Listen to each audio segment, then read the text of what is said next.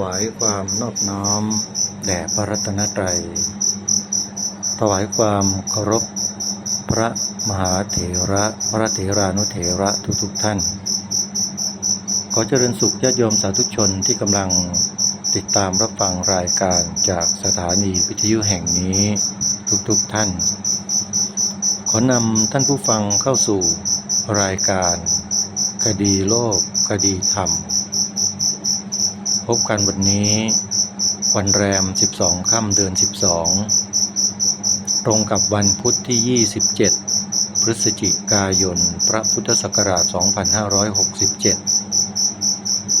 รายการคดีโลกคดีธรรมมีให้ท่านผู้ฟังติดตามรับฟังกันเป็นประจำทุกวันตั้งแต่วันจันทร์ถึงวันศุกร์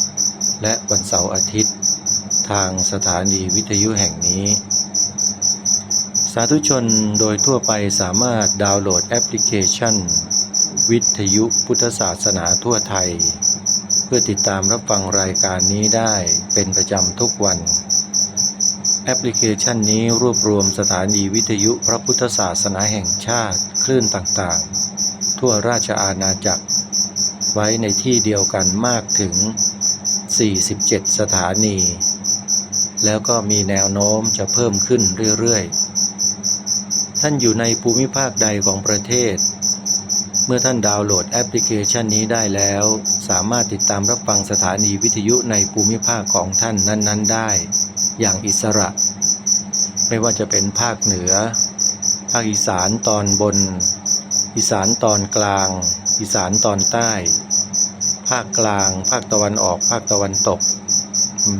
แม้แต่ภาคใต้ก็สามารถติดตามรับฟังรายการทางสถานีวิทยุในภูมิภาคของท่านได้โดยอิสระท่านสามารถที่จะบอกให้ผู้อื่นดาวน์โหลดแอปพลิเคชันนี้ได้โดยแนะนำให้เขาได้ทราบว่าแอปพลิเคชันนี้มีสถานีวิทยุ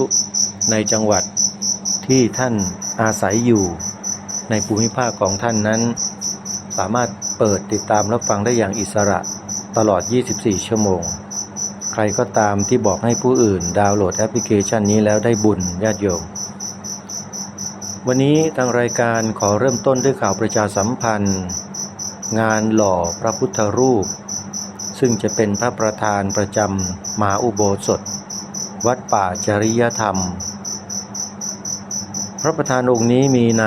มีพระนามว่าพระพุทธจริยธรรมซึ่งเป็นพระพุทธรูปองค์ใหญ่งดงามซึ่งจะได้วาระในการหล่ออีกวาระหนึ่งในต้นปีพระพุทธศักราช 2568 คือวันที่ 1 มกราคม พระพุทธศักราช 2568 ทำการพิธีเททองหล่อณ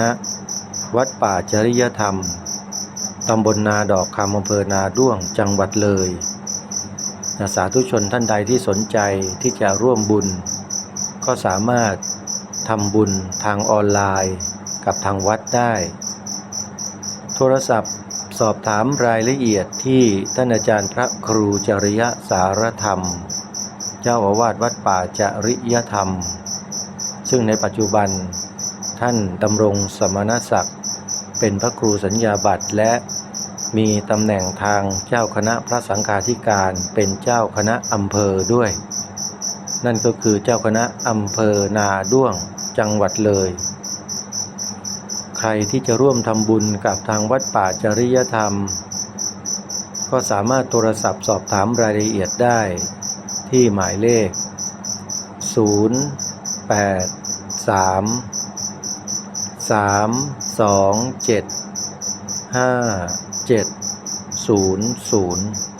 0833275700อนุโมทนาบุญทุกท่านและในเดือนมกราคมปีหน้ามีกิจกรรมใหญ่ต่อจากวัดป่าจริยธรรมออกไปอีก18วันก็จะมีงานใหญ่เกิดขึ้นในจังหวัดเลยอีกแห่งหนึ่งงานนี้ต้องขอบอกกับสาธุชนว่าไม่เคยเห็นกิจกรรมในลักษณะเช่นนี้งานแบบนี้ที่ไหนน่าจะมีที่นี่ที่เดียวนั่นก็คือ งานผูกพัทธสีมาปิดทองฝังลูกนิมิตฉลองอุโบสถหลังใหม่ณวัดศรีอุดมวงศ์ตำบลศรีสงครามอำเภอวังสะพุงจังหวัดเลยโดยมีท่านอาจารย์พระครูศรีขออภัยท่านอาจารย์พระครูอุดมวรานุวัฒน์เจ้าอาวาสวัดศรีอุดมวงศ์และท่านก็มีตำแหน่งทางเจ้าคณะพระสังฆาธิการระดับตำบลที่เจ้าคณะตำบลศรีสงครามอีก1ตำแหน่งด้วยท่านจะจัดงานฉลองอุโบสถในระหว่างวันที่18ถึง28มกราคมพระพุทธศักราช2568สาธุชนมีแต่เลข8ทั้งนั้นเลยงานนี้ใครที่ไปร่วมงานหรือได้ทำบุญร่วมด้วยเนี่ยน่าจะโชคดีในปีหน้าโยมนะใครจะเริ่มศักราชใหม่ด้วยการเททองหล่อพระวัดป่าจริยธรรมแล้วก็ร่วมทำบุญฉลองอุโบสถวัดศรีอุดมวงศ์ก็ขอเชิญได้นะโยมนะในการจัดรายการในวันนี้ต้องขออภัยขอเข้ามาครูบาอาจารย์ด้วยนะครับแล้วก็ขอเข้ามาญาติโยมด้วยเนื่องจากว่ามีจิ้งหรีดเข้ามาร่วมรายการตลอดรายการเลยก็ทนฟังจิ้งหรีดไปนิดหนึ่งนะโยมนะจัดรายการแข่งกับอาตมาอยู่ตอนนี้ธรรมชาติของสรรพสิ่งทั้งหลายทั้งปวงเนี่ยเป็นสิ่งที่มีขึ้นเกิดขึ้นโดยอาศัยเหตุและปัจจัยทั้งนั้นถ้าเราศึกษาเรียนรู้พระธรรมคำสอนขององค์สมเด็จพระสัมมาสัมพุทธเจ้าอย่างถูกต้องท่องแท้แล้วเราจะเข้าใจสถานการณ์ทั้งหลายทั้งปวงเป็นอย่างดีสถานการณ์ที่เกิดขึ้นในโลกใบนี้ก็ดีในจักรวาลในสากลโลกทั้งหลายทั้งปวงเนี่ยองค์สมเด็จพระสัมมาสัมพุทธเจ้าไม่เคยตรัสไม่เคยสอนพวกเราแม้แต่ครั้งเดียวว่าเป็นเหตุบังเอิญไม่มีสิ่งที่เกิดขึ้นโดยบังเอิญไม่มีแม้แต่มนุษย์ในโลกใบนี้มนุษย์คนแรกที่อุบัติขึ้นมาในโลกใบนี้คนแรกก็เหมือนกันพระพุทธเจ้าตรัสถึงเหตุแห่งการเกิดขึ้นของมนุษย์ในโลกใบนี้เอาไว้ว่ามีมาอย่างไรเกิดขึ้นมาได้อย่างไรแล้วขยายเผ่าพันธุ์ออกมาได้อย่างไรมากมายมหาศาลจนปัจจุบันนี้ 7,000 กว่าล้านคนแล้วทั่วโลกน่าจะทะลุไปถึง8ล้านมาในเร็วๆนี้หรืออาจจะทะลุไปแล้วก็ได้และปัญหาที่ตามมาของการที่มนุษย์เกิดขึ้นมาบนโลกใบนี้เยอะและมากขึ้นเนี่ยปัญหาก็คือว่ามนุษย์ในโลกเหล่านั้นทำอะไรกับโลกใบนี้ที่เขาอาศัยอยู่ทำอะไรกับสิ่งที่เป็นประโยชน์ต่อมนุษย์เองนี่คือสิ่งที่เราจะต้องทำการศึกษาเรียนรู้แล้วก็ทำความเข้าใจกับสิ่งนั้นเพื่อแก้ปัญหา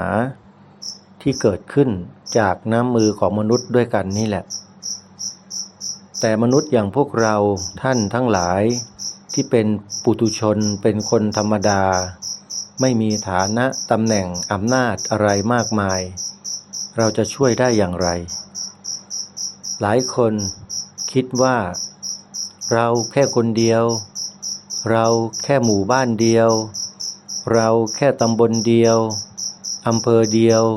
จังหวัดเดียวจะช่วยอะไรได้เขามีอำนาจคุมทั้งประเทศแล้วเราจะมีอะไรที่จะไปค้านเขาได้เราเข้าใจผิดอย่างมากเลยญาติโยมเรานี่แหละสามารถที่จะแก้สถานการณ์จากร้ายให้กลายเป็นดีได้ถ้าสถานการณ์นั้นมีเหตุมีปัจจัยที่เหมาะสมแก่การที่เราจะสามารถทำหน้าที่ให้เกิดการแก้ปัญหานั้นได้ก็สามารถทำได้ไม่ว่าสถานการณ์อย่างไรก็แล้วแต่ระดับของสถานการณ์นั้น ที่เราสามารถที่จะแก้ได้เราก็สามารถแก้ได้นะท่านผู้ฟังไม่ใช่ว่าเรามีฐานะอยู่แค่นี้จะไปแก้สถานการณ์ที่มีสถานะใหญ่กว่านั้นแล้วแก้ให้มันจบในคราวเดียวมันไม่ได้แก้ไม่ได้หรอกแต่มันแก้สถานการณ์ตั้งแต่ระดับปัจเจกบุคคลก็คือในตัวของเราครอบครัวของเราอย่างเนี้ยเราสามารถแก้ได้แล้วถ้าทุกคนมีความคิดตั้งใจในการที่จะแก้ปัญหาด้วยวิธีการด้วยความคิดดังที่ทางรายการกล่าวมาว่าแม้แต่ในระดับตัวของเราครอบครัวของเราเราก็สามารถแก้ปัญหาได้เนี่ยถ้าทุกคนทุกครัวเรือนคิดแล้วทำลงมือทำได้เนี่ยปัญหาสังคมในระดับอื่นๆมันก็จะถูกแก้ปัญหาไปในตัวด้วยลองพิจารณาในข้อนี้ให้ดีว่าถ้าเราร่วมแรงร่วมใจกันแก้ปัญหาอย่างใดอย่างหนึ่งในระดับครอบครัวนะปัญหานั้นก็จบหายในระดับหมู่บ้านปัญหานั้นชาวบ้านในหมู่บ้านช่วยกันปัญหานั้นก็หายระดับอำเภอระดับตำบลระดับจังหวัดระดับประเทศแม้แต่ระดับโลกปัญหาก็จบหมดถ้าทุกคนทุกฝ่ายช่วยกันมันเริ่มต้นจากที่ตัวเราเป็นเบื้องต้นเพราะฉะนั้นเราต้องทำตัวเรานี่แหละให้เป็นที่พึ่งที่อาศัยในการแก้ปัญหาต่างๆให้ได้เป็นอันดับเบื้องต้นซะก่อนแล้วเราจึงจะสามารถแก้ปัญหาในระดับต่อๆไปได้ท่านผู้ฟังสิ่งเหล่านี้เรื่องราวเหล่านี้ในหลักธรรมคำสอนของพระสัมมาสัมพุทธเจ้านั้นตรัสแสดงไว้ในหลายที่ในการแก้ปัญหาต่างๆล้วนแล้วแต่เริ่มต้นที่ตัวของเราทั้งสิ้นเลยเมื่อตัวเรา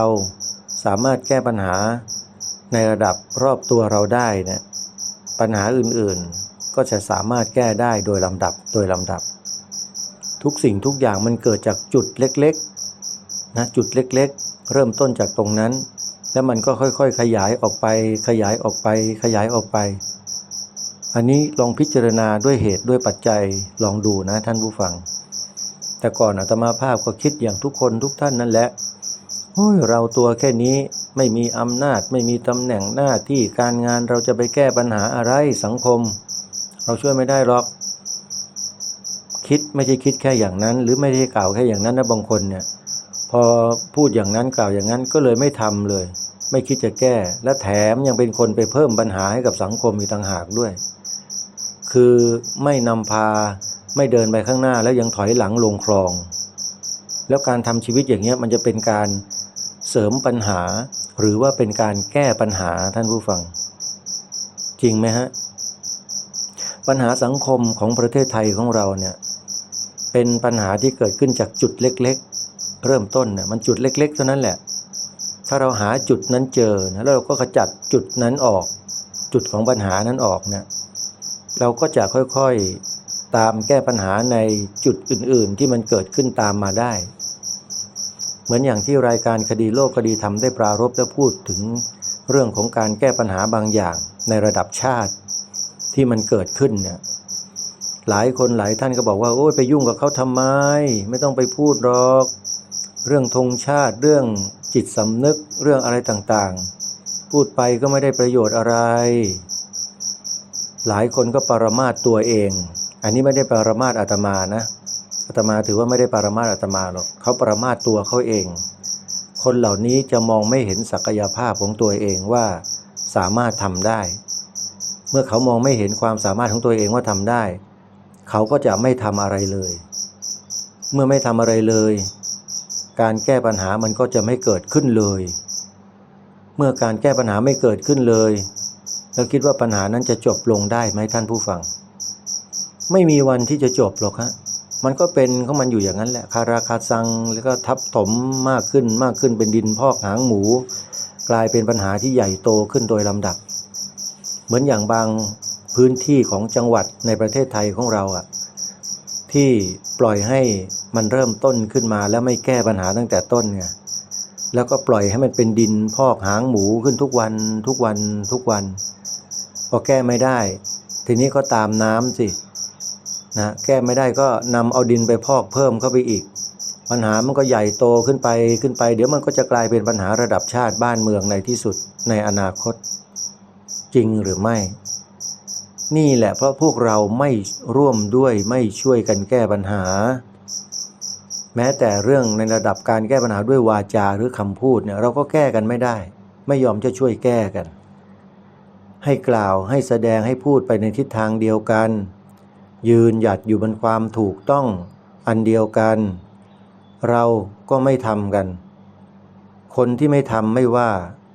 นะคนที่ไม่รู้แล้วไม่ชี้ก็ไม่เป็นไรแต่พวกที่ไม่รู้แล้วมาเที่ยวชี้ว่าไปทำไมสร้างความแตกแยกไปพูดทำไมนี่พวกไม่ทำแล้วเที่ยวชี้ไงไม่รู้แล้วเที่ยวชี้มันมีอยู่ในสังคมไทยเราเนี่ยไม่รู้จริงนะไม่รู้จริงและไม่เข้าใจสถานการณ์เป็นจริงว่ามันจะเกิดอะไรขึ้น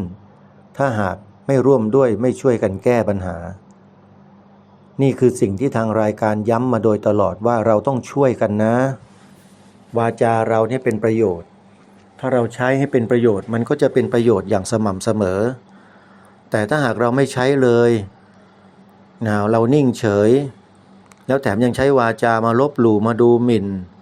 มาทำการคัดค้านคะคานผู้ที่กำลังทำหน้าที่อยู่อย่างเนี้ยท่านสาธุชนลองคิดดูว่าปัญหาแทนที่มันจะถูกแก้มันจะกลับกลายเป็นการเพิ่มปัญหาไปด้วยซ้ำหรือไม่อันนี้พูดด้วยความปรารถนาดีด้วยความหวังดีต่อพวกเราท่านทั้งหลายที่เป็นลูกหลานคนไทยส่วนคนอื่นอาตมาภาพไม่ต้องไปพูดถึงเขาหรอกเขาไม่ใช่คนไทยแต่ก็จะไม่พูดเลยก็ไม่ได้เพราะเคยเห็นตัวอย่างนะคนบางคนที่ไม่ใช่คนไทยแต่เมื่อมาอยู่เมืองไทยอาศัยเมืองไทยแล้วเขากลับมองเห็นปัญหาของเมืองไทยแล้วก็อยากจะช่วยแก้ปัญหาให้เมืองไทยของเราด้วยมีนะบางคนน่ะชาวต่างประเทศที่มาอยู่เมืองไทยเนี่ยเขาเห็นปัญหาว่าเมืองไทยนี่ดีอะไรก็ดีหลักการก็ดีบรรยากาศก็ดีภูมิประเทศก็ดีคนก็ดีมาเจอหลักคำสอนความเชื่อในทางศาสนาประเทศไทยมีศาสนาพุทธเป็นหลักธรรมคำสอนที่ดีที่สุดในโลกด้วย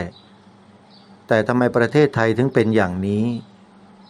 ชาวต่างประเทศบางคนเขาพูดนะเขามองเห็นปัญหาและไม่ใช่มองเห็นแล้วนั่งเฉยๆนะเขาก็อยากจะร่วมด้วยช่วยแก้ปัญหาให้สังคมไทยเราด้วยหลายท่านที่เป็นชาวต่างประเทศถึงขนาดว่าเสียสละลงทุนมาบวชเป็นพระในประเทศไทยแล้วไปอยู่รวมกันในวัดหนึ่งแถวจังหวัดอุบลราชธานีเรียกว่าวัดป่านานาชาตินะโยมเขาบวชแล้วไม่ใช่บวชเฉยๆนั่งปฏิบัติขัดเกลาตนเองอยู่แต่ในสำนักหลับตาเดินจงกรมนั่งสมาธิเช้าบิณฑบาตสายกวาดลานวัดสวดมนต์ไหว้พระนั่งเจริญภาวนาเดินจงกรมนั่งสมาธิไม่ใช่อยู่แค่ตรงนั้นนะ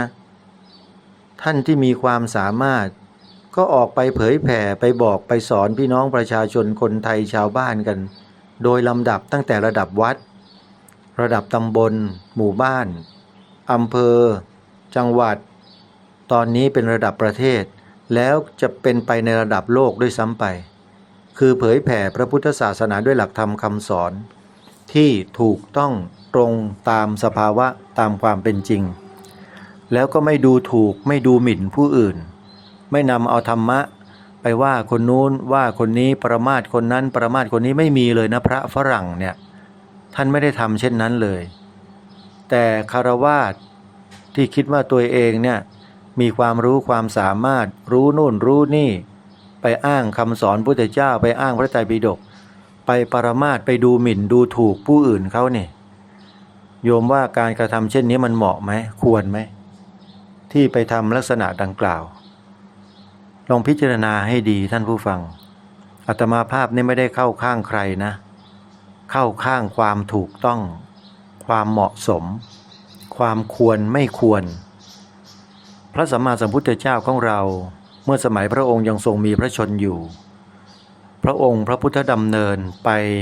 เผยแผ่พระศาสนาของพระองค์ท่านในตามสถานที่ต่างๆในแถบประเทศชมพูทวีปหรืออินเดียในสมัยนั้นน่ะ16 แคว้นเนี่ย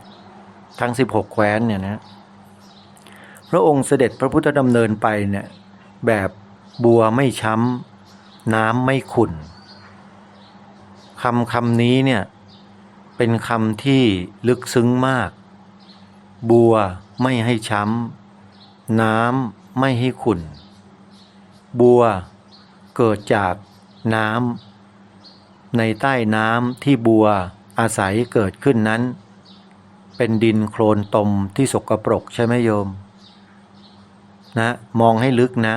คำว่าน้ำที่พระพุทธเจ้าตรัสหรือเป็นภาษิตที่นักปราชญ์บัณฑิตท่านได้กล่าวไว้เนี่ยบัวไม่ให้ช้ำน้ำไม่ให้ขุ่นหรือถ้าจะพูดในสมัยยุคปัจจุบันนี้ก็คือโลกไม่ให้ช้ำธรรมไม่ให้เสียธรรมในที่นี้ก็คือธรรมะทอธงแม่หันอากาศมอม้า2 ตัวการันธงขอไปธรรมะนะบัวไม่ให้ช้ำน้ำไม่ให้ขุ่นโลกไม่ให้ช้ำธรรมไม่ให้เสียการแสดงธรรมการกล่าวธรรมใดๆก็แล้วแต่อย่าให้คนที่เขาตั้งใจดีปรารถนาดีทำความดีด้วยวิธีการต่างๆที่เขามีความสามารถที่เขาทำกันได้แล้วทำให้คนในสังคมดีขึ้นเนี่ยถือว่าเป็นสิ่งที่ดีทั้งหมดเลยสอนแนะนำแนะแนวทางบอกให้คนทำดียกตัวอย่างเช่นหมอดูทั้งหลายอาตมาภาพนี่ก็เคยดูนะโยมดูดวงดูหมอเนี่ยถึงขนาดว่าให้หมอดูในราชสำนักโหนหลวงบางท่านนะครับบางท่านเขียนดวงให้ดูซิว่าเป็นยังไงก็สิ่งนี้เป็นสิ่งที่ดีไม่ใช่เป็นสิ่งที่เลวร้ายอะไรเนี่ยและวิชาชีพนี้ก็เป็นวิชาชีพที่ได้รับการจดทะเบียนได้เป็นที่ยอมรับในสังคมไทยของเรามาช้านานอยู่แล้วในสำนักพระราชวังก็มีโหนหลวงที่คอยดูดวงเมืองดวงประเทศคอยดูอะไรต่อไม่อะไรเราที่เป็นประสบนิกรชาวไทยเป็นชาวบ้านเมื่อเห็นในราชสำนักถือปฏิบัติอย่างไรเราก็ปฏิบัติตามในราชสำนักมากันอย่างนั้นไม่ใช่ว่าเราอยากจะทำอะไรก็ทำกันโดยพละการไม่ใช่นะบ้านเมืองเราเนี่ยจะจัดจะทำจะอะไรก็แล้วแต่ก็จะต้องดูนะผู้หลักผู้ใหญ่ผู้ปกครองบ้านปกครองเมืองในที่นี้ก็หมายถึงองค์บูรพมหากษัตริย์ของเราว่าท่านพาให้พวกเราทรงพาให้พวกเรากระทำการอย่างไรเราก็รับสิ่งที่พระองค์ท่านถือปฏิบัติเนี่ยมาทำตามไม่ว่าจะเรื่องใดก็แล้วแต่วัฒนธรรมจารีตประเพณีใดก็แล้วแต่ที่มีปรากฏอยู่ในสังคมไทยเราทั่วทุกหัวระแหงของประเทศเนี่ยส่วนมากนี่รับมาจากราชสำนักทั้งนั้นนะโยมนะเช่นการดูดวงหรือเป็นหมอดูเนี่ย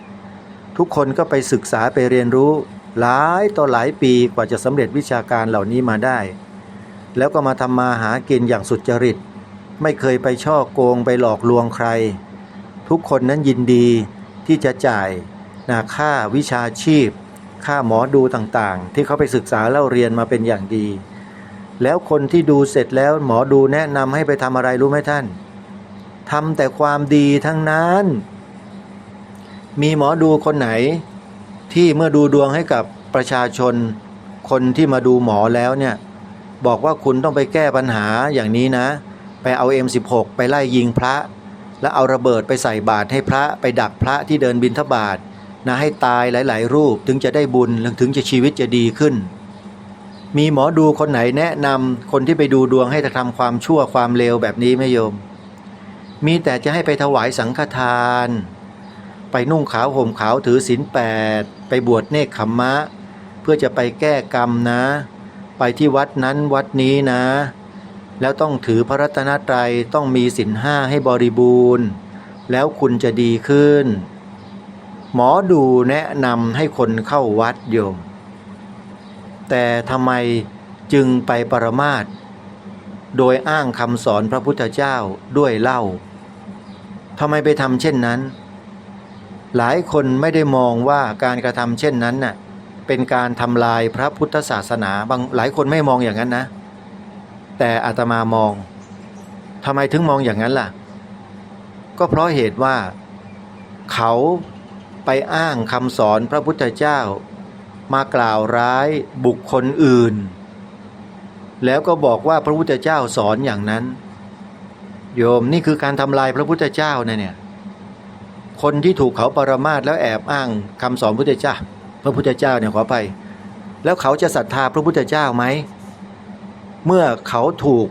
คนนั้นกล่าวอ้างคำสอนพระพุทธเจ้าว่าไม่ได้สอนไม่ได้บอกแล้วก็ไปปรมาสเขาไปดูถูกดูหมิ่นเขาไปทำให้เขาเกิดความเสียหายทำให้เกิดความไม่น่าเชื่อถือเกิดขึ้นในวิชาชีพของเขาเนี่ยมันดีไหมล่ะโยมมันเป็นการทำลายกันหรือเปล่าหรือเป็นการสร้างสรรค์กันแน่เพราะฉะนั้นใครก็ตามโยมที่อ้างคำสอนพระพุทธเจ้าก็ดีหรือแม้แต่อ้างความจงรักภักดีต่อองค์พระมหากษัตริย์ก็ดีแล้วมากระทำการในลักษณะเดียวกันอย่างเนี้ยไปลบหลู่ดูถูกดูหมิ่นดูแคลนคนอื่นเขาไปกล่าวหาใส่ร้ายป้ายสีเขาเนี่ยถามว่าการกระทำเช่นนี้เป็นการกระทำที่ถูกต้องดีงามแล้วหรือโยมท่านผู้ฟังทุกท่านเราต้องใช้วิจารณญาณหรือปัญญาความคิดเนี่ยให้ละเอียดลึกซึ้งและรอบคอบอยู่บนพื้นฐานของความถูกต้องดีงามไม่ใช่ว่าใครอ้างใครๆก็ไปอ้างพุทธเจ้าอ้างพุทธเจ้าก็เชื่อเขาทั้งหมดไม่ใช่นะขอย้ำว่าไม่ใช่นะโยมถ้าหากว่าเขาอ้างคำสอนพุทธเจ้าแล้วคำสอนพุทธเจ้านั้นจะต้องสร้างสรรค์ไม่ใช่ทำลายแต่ใครที่นำคำสอนพุทธเจ้ามาทำลายผู้อื่นนี่ถือว่าไม่ใช่เป็นการเผยแผ่ธรรมแต่เป็นการทำลายธรรมซะมากกว่าทำลายธรรมะนั่นแหละทำลายธรรมะไม่ให้เกิดความน่าเชื่อถือของบุคคลกลุ่มบุคคลคณะบุคคลอีกจำนวนมากที่ถูกปรมาสดูหมิ่นดูถูกดูแคลนด้วยธรรมะเห็นไหมฮะตอนนี้เราอาจจะยังมองไม่เห็นผลที่เกิดขึ้นจากการกระทำและคำพูดในลักษณะเช่นนี้เรายังมองไม่เห็นหรอกฮะยังชื่นชมเขาอยู่ชื่นชมเข้าไปเถอะไม่เป็นไรไม่ว่าเพราะเจตนาของเราดีเจตนาของเรานั้นมีความปรารถนาดีต่อทุกฝ่ายต่อทุกคนแต่ลึกๆแล้วเราอาจจะมีความรู้สึกรังเกียจไม่พอใจในบางสิ่งบางอย่างที่คนคนนั้นหรือบุคคลนั้นกล่าวถึงในลักษณะที่โจมตีดูถูกดูแคลนดูหมิ่นปรมาสเพื่อไม่ให้เกิดความน่าเชื่อถือเรายังมองไม่เห็นไงสักวันหนึ่งแล้วเราจะรู้ว่าคำพูดการกระทำในลักษณะดังกล่าวเนี่ยมันจะส่งผลกระทบต่อคนที่พูดคนที่กระทำเช่นนั้นและในสิ่งที่เขากล่าวอ้างอย่างไรสิ่งที่เขากล่าวอ้างคือคำสอนพุทธเจ้าคำก็คำสอนพุทธเจ้าสองคำก็คำสอนของพระพุทธเจ้าสามคำก็คำสอนพุทธเจ้าแล้วไปปรมาสคนอื่นเขาว่าโยมคิดว่าสิ่งเหล่านี้ส่งผลกระทบไหมสิ่งที่เขาทำอยู่เนี่ยส่งผลกระทบต่อวิชาชีพของผู้อื่นไหมความเชื่อของผู้อื่นความศรัทธาของผู้อื่นส่งผลกระทบหรือไม่อาตมาวิเคราะห์มาแล้วสรุปไปแล้วว่ากระทบแน่นอนและกระทบเยอะกระทบมากด้วยกระทบเป็นวงกว้างแล้วผลสะท้อนที่มันจะสะท้อนกลับมาเนี่ยยังนะตอนนี้ยังไม่กลับตอนนี้เขายังมีเขาเรียกอะไรมีแสงสว่างพวยพุ่งออกมาจากตัวเขาเนี่ยแรงอยู่ผู้คนยังมองเห็นแสงสว่างโอ้ยโชติช่วงชัชวาลชื่นชมแสงสีสวยงามเดี๋ยวพอแสงมันดับวูบเมื่อไหร่แล้วคุณจะรู้ว่าทัวร์จะลงขนาดไหนทัวร์มันจะลงฮะ ตอนนี้เขารออยู่เรียกลูกทัวร์นะตอนนี้หัวหน้าทัวร์หรือว่าหัวหน้าคณะกำลังจะเรียกลูกทัวร์ทั้งหลายที่ถูกเขาถล่มมาโดยตลอดเนี่ยมารวมกันเอาใครจะไปทัวร์ที่นั่นที่นี่ที่เราคิดว่าไปแล้วเราก็จะสามารถแก้ปัญหาในตรงจุดได้เพราะตอนนี้พวกเราเกิดปัญหาทำมาหากินกันไม่ได้เลยเดือดร้อนกันเหลือเกินเพราะฉะนั้นลูกทัวร์คนไหนที่จะไปทัวร์ด้วยกันเพื่อที่จะไปเยี่ยมชมสถานที่ดังกล่าวอย่างนี้ก็สามารถติดต่อเข้ามาได้นะเรากำลังรอท่านอยู่เดี๋ยวจะไปทัวร์กันเนี่ยฮะพอแสงดับลงเมื่อไหร่นะฮะทัวร์ก็จะเข้าเต็มไปหมดเลยสาธุชนทุกท่านการที่พระสัมมาสัมพุทธเจ้าตรัสแสดงธรรมเอาไว้โดยเฉพาะในหลักโอวาทปาติโมกข์คืออนูปคาโตอนูปวาโทเนี่ยก็คือการไม่กล่าวร้ายการไม่ทำร้ายผู้อื่นพระพุทธเจ้าทรงเน้นมากๆเลยเรื่องการเผยแผ่ธรรมนี่พูดถึงเรื่องนักเผยแผ่ธรรมพระอรหันต์60 องค์นะขออภัยพูดผิดพระอรหันต์ 1,250 องค์นะฮะในวันมาฆบูชาวันจาตุรงคสันนิบาตวันขึ้น15 ค่ำเดือน 3ที่พระสัมมาสัมพุทธเจ้าตรัสแสดงโอวาทปาติโมกข์แด่พระอรหันต์สาวก 1,250 องค์ที่พระพุทธองค์ทรงอุปสมบทให้ด้วยเอหิภิกขุอุปสัมปทาแล้วพระอรหันต์เหล่านั้นก็เป็นพระอรหันต์ที่ทรงอภิญญาทั้งหมดนะมีความสามารถมีความรู้มากมายแต่เพื่อให้การนำหลักธรรมคำสอนไปเผยแผ่แต่ผู้คนในโลกใบนี้จะต้องไปเป็นมาตรฐานเดียวกันพระสัมมาสัมพุทธเจ้าก็ตรัสแสดงโอวาทปาติโมกข์นะฮะมีขันตีปรมังตโปตีติขาเป็นต้นนะครับแล้วก็มีอนูปคาโตอนูปวาโทแล้วก็มีสัพพปาปัสสะอาการนังกุศลสูปสัมปทาสัจจิตะปริโยทัปปนังเหล่านี้เราก็คงจะทราบกันดีอยู่แล้วนะฮะตรัสสอนเน้นเลยพระอรหันต์ทั้งหลายพวกเธอจะมาจากไหนทิศไหนมีอุปนิสัยใจคอกันอย่างไรก็แล้วแต่เธอจงนำสิ่งนี้ไปเป็นหลักการเป็นวิธีการในการเผยแผ่ธรรมของพระสัมมาสัมพุทธเจ้า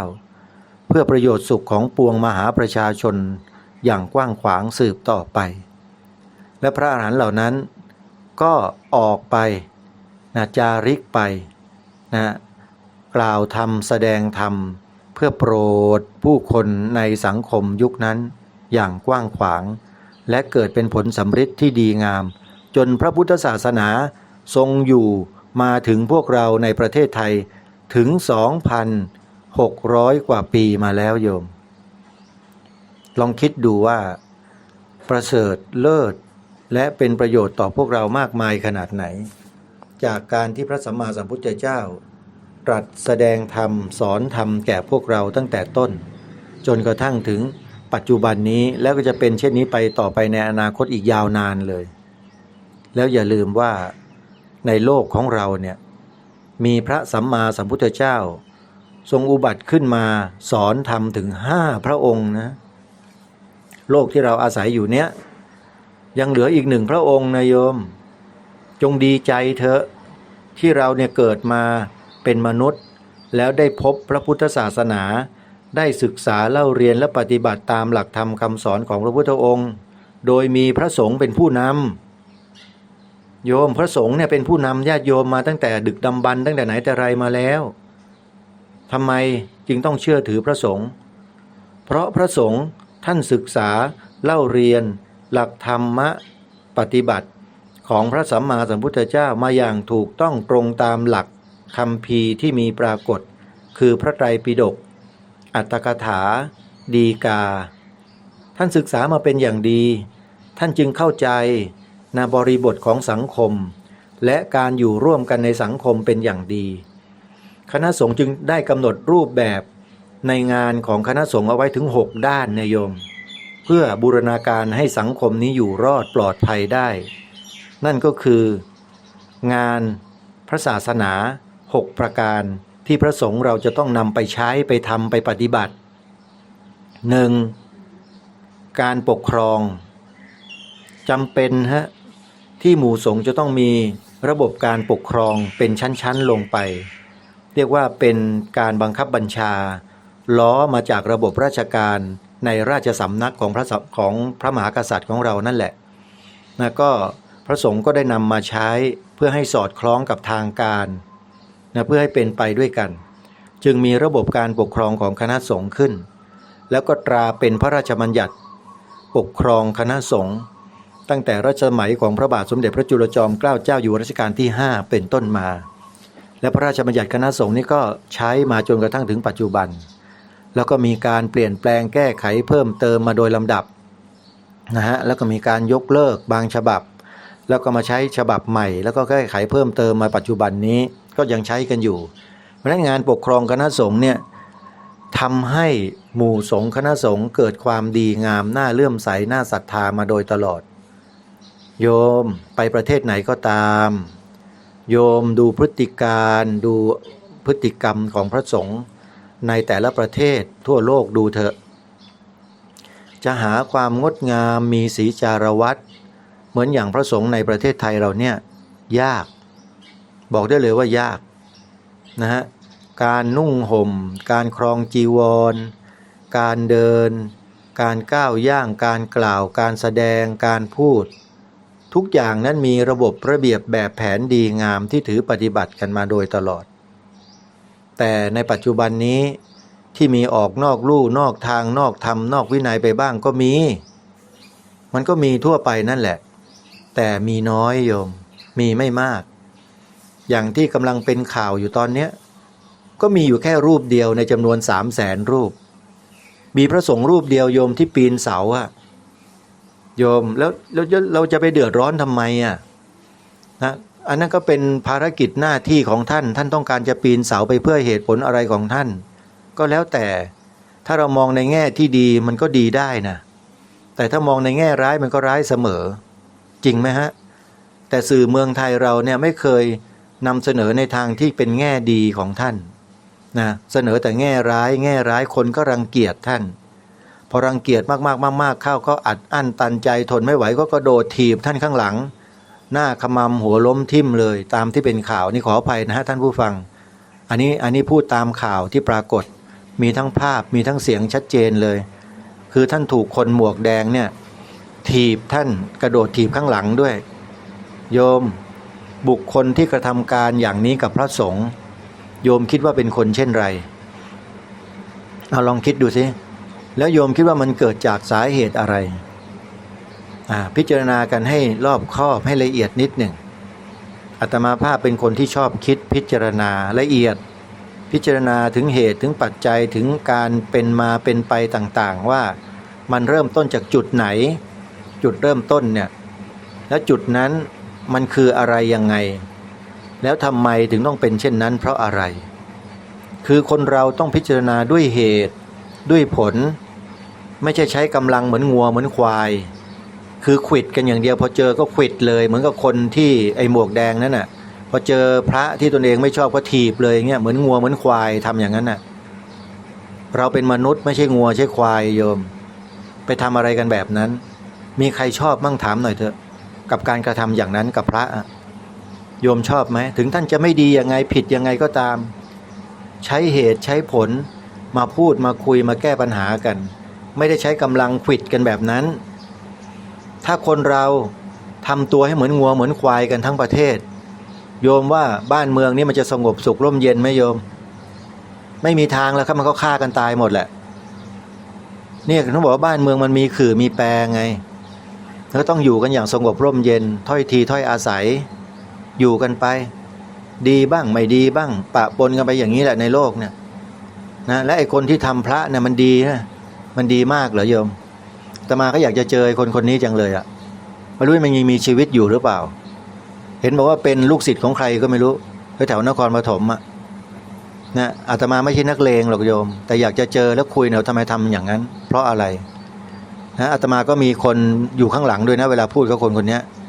นะไม่ใช่ไปคนเดียวหรอกอาตมาทำอะไรเขาไม่ได้หรอกโยมเป็นพระนะเป็นพระทำอะไรเขาไม่ได้หรอกแต่ว่าพูดได้ไงว่าทำไมไปทำอย่างนั้น แล้วถ้าคุณไม่ชอบพระรูปไหนแล้วคุณต้องทำอย่างนั้นตลอดไหมแล้วคุณคิดว่าคุณจะอยู่ในโลกใบนี้ได้หรือเปล่าถ้าคุณทำอย่างนั้นตลอดแล้วคุณตายจากโลกนี้ไปแล้วคุณคิดว่าคุณจะมีความสุขอยู่บนสวรรค์ได้ไหมที่คุณทำแบบนี้อะไรอย่างเนี้ยคือจะถามเขาถามด้วยเหตุด้วยผลแปลว่าคุณนี่ไม่รู้บุญไม่รู้บาปเลยสิ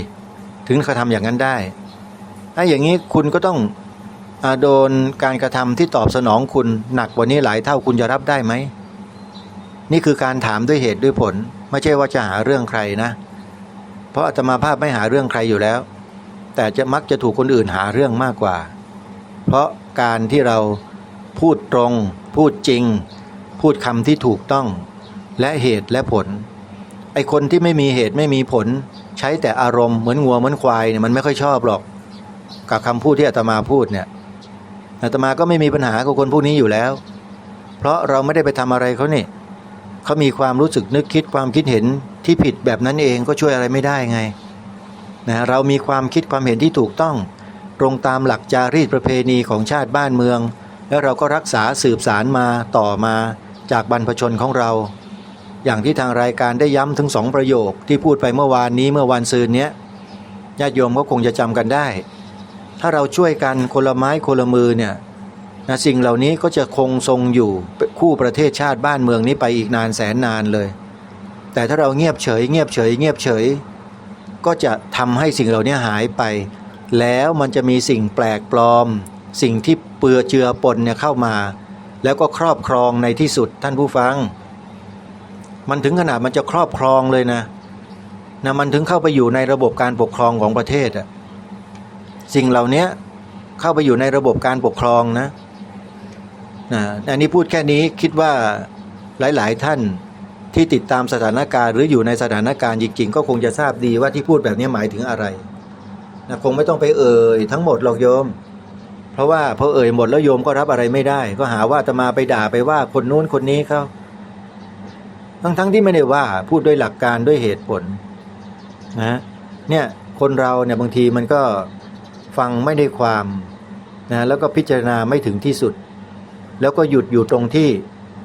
ตอบโต้โจมตีกลับมา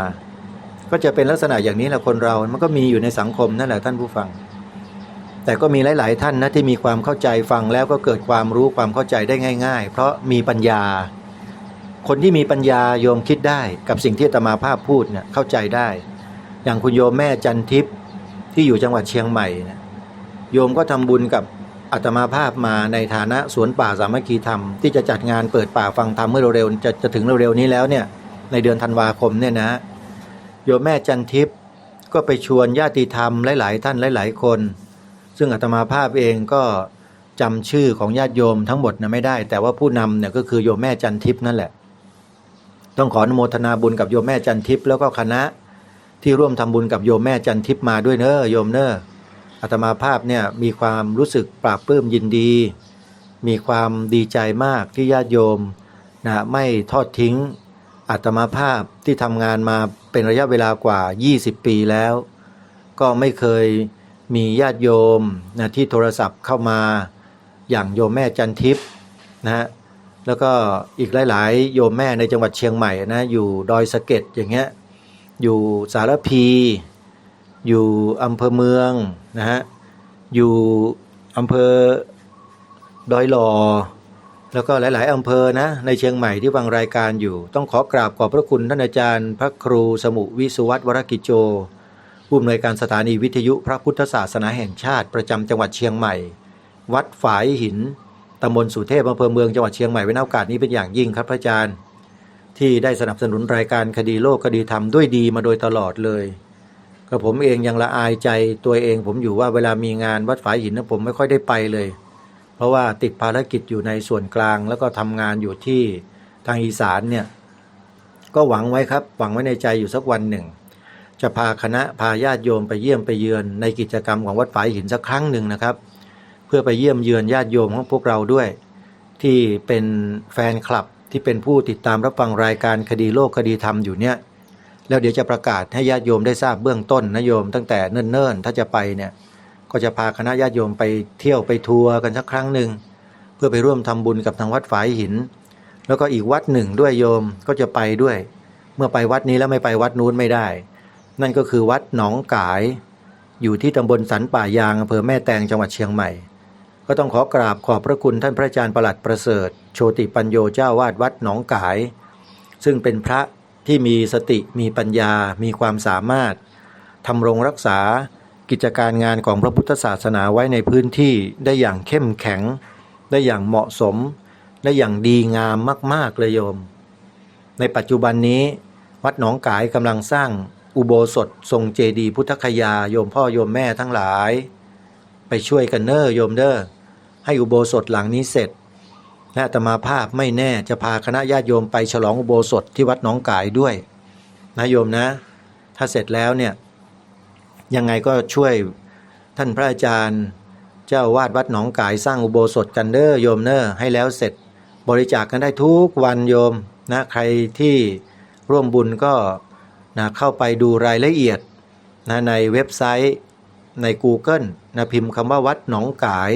แล้วโยมก็เข้าไปดูได้เลยจะมีข้อมูลให้ญาติโยมสาธุชนได้ร่วมทำบุญกันเยอะแยะมากมายเลยทางวัดหนองกายได้จัดบุญเอาไว้ให้พวกเราและบุญแต่ละบุญที่ทางวัดหนองกายจัดได้ทำให้ญาติโยมทำบุญกันเนี่ยล้วนแล้วแต่เป็นประโยชน์เพื่อสังคมทั้งนั้นเลยโยมไปดูเถอะในเว็บไซต์ของวัดหนองกายพิมพ์เข้าไปว่าวัดหนองกาย .com ถ้ายิ่งเป็นอักษรภาษาอังกฤษก็จะเจอได้ง่ายๆเลย W หรือ W A T N O N G G A I วัดหนองกาย .com หรือจะพิมพ์ชื่อภาษาไทยก็ได้วัดหนองกาย .com ก็ได้โยมแล้วเดี๋ยวเว็บไซต์ก็ขึ้นมาโยมก็เปิดเข้าไปดูเถอะจะมีข้อมูลมีรายละเอียดต่างๆให้โยมทำบุญกันเยอะแยะมากมายเลยทำบุญอะไรต้องการทำบุญแบบไหนที่วัดหนองกายมีบริการบุญให้กับญาติโยมเพราะเจ้าวาดท่านเป็นนักประสานงานที่สุดยอดที่มีฝีมือทีเดียวนะโดยเฉพาะประสานงานบุญนะโยมนะเป็นงานที่ดีเป็นงานที่มีประโยชน์ต่อส่วนรวมต่อสังคมทั้งนั้นเลยนะใครจะร่วมสนับสนุนก็ขอแสดงความยินดีเป็นอย่างยิ่ง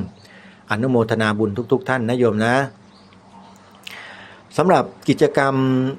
เปิดป่าฟังธรรมของอาตมาภาพที่สวนป่าสามัคคีธรรมตำบลบ้านผืออำเภอจอมพระจังหวัดสุรินทร์ก็ยินดีต้อนรับญาติโยมนะใครจะไปร่วมงานก็ขอเชิญได้งานนั้นจะจัดในคืนวันที่14ธันวาคมนะโยมนะ14ธันวาคม2567นี้แหละใครที่จะไปร่วมงานก็ขอเชิญได้แล้วงานนี้ก็จะจัดกันไปถึงรุ่งเช้าของวันที่15ธันวาคมเลยทีเดียวแต่ก่อนที่จะถึงงานของสวนป่าสามัคคีธรรมนั้นมีงานสำคัญที่ญาติโยมสาธุชนอย่าลืมจะต้องไปร่วมเพราะเป็นภาระเป็นหน้าที่ของประสบนิกรชาวไทยของเราที่เราจะต้องแสดงความกตัญญูกตเวทีสำนึกในพระมหากรุณาธิคุณของพระองค์ท่านร่วมกันเป็นประจำทุกปีแล้วงานนี้ไม่มีวัดไหนในประเทศไทย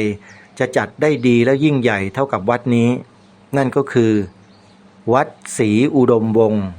ตำบลศรีสงครามอำเภอวังสะพุงจังหวัดเลยโดยท่านอาจารย์พระครูดมพรานุวัตรจัดงานวัน5ธันวาคมท่านจัดมาโดยตลอด20กว่าปีแล้วก็ยังคงจัดอยู่ตามปกติ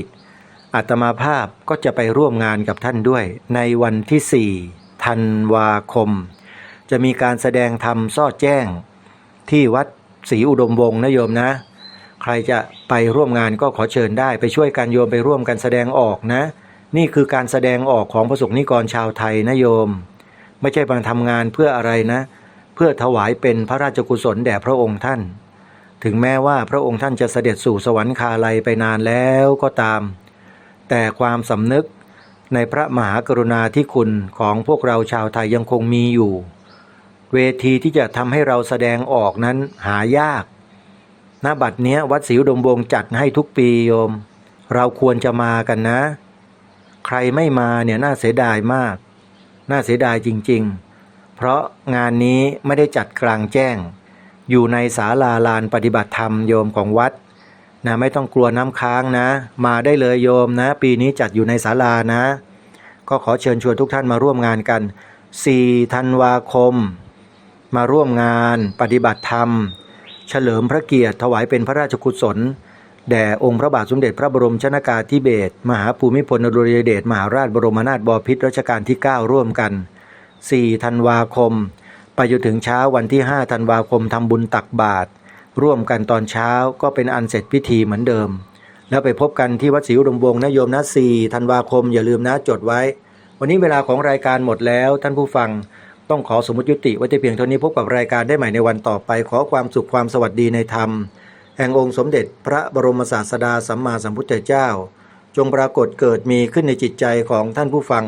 ทุกท่านทุกคนเทอญขอเจริญพร